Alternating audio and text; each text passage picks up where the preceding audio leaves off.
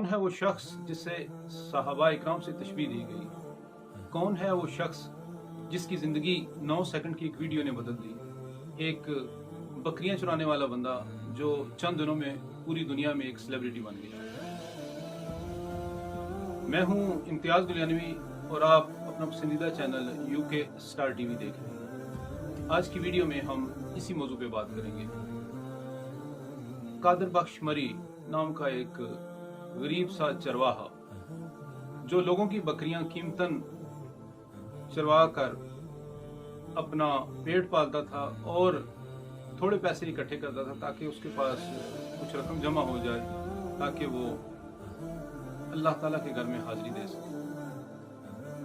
इसी हाजिरी के दौरान किसी अरबी चैनल ने उसकी एक छोटी सी वीडियो बनाई जो वीडियो वायरल हो गई और साथ ही अरबी ज़बान में बोले जाने वाला ये फिक्रा मशहूर हो गया कि उसकी शक्ल साहिबा इकराम से मिलती है। जब वो बंदा पाकिस्तान से जा रहा था तो एक गरीब सा गुमनाम सा शख्स था, लेकिन पाकिस्तान वापस आने से पहले पहले उसकी वो वीडियो सोशल मीडिया पे वायरल हो गई और वो बंदा एक सेलिब्रिटी बन गया। जब वो वापस आया तो उसे फूलों के हार पहनाए गए, बड़ी बड़ी कदावर शख्सियात ने उसका इस्तकबाल किया और किसी ने उसे मुफ्त हज कराने की पेशकश की तो किसी बहुत बड़ी हाउसिंग स्कीम ने उसे घर तोहफतन देने की कोशिश की। बात यहीं तक नहीं रुकी बल्कि बहुत से लोग दम दरूद करवाने और उससे फैज़याब होने के लिए उसकी झोंपड़ी तक पहुंच गए। इसके साथ साथ एक दूसरा ग्रुप भी मैदान में उतर आया जिन्होंने ये कहा कि साहिबा इकराम के साथ किसी बंदे को तशबीह देना सख्त गुनाह है।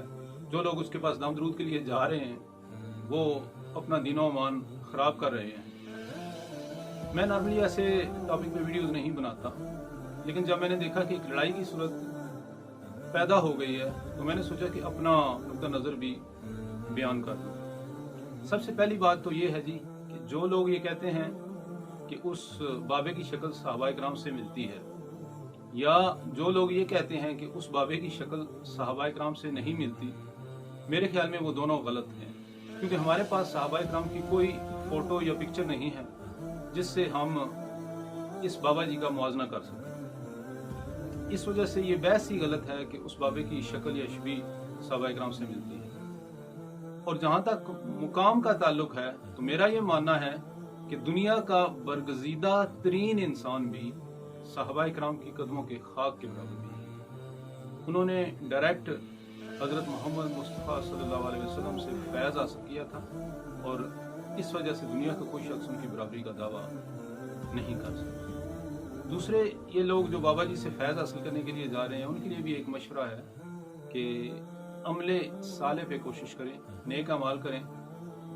हुकूक अल्लाह और हुकूक इबाद का ख्याल रखें, क्योंकि अल्लाह के फजल के बाद आपकी बख्शिश आपके अमाल पर ही होगी। अपना बहुत ज़्यादा ख्याल रखिएगा। इंशाअल्लाह किसी और वीडियो में आपसे जल्द। अस्सलाम।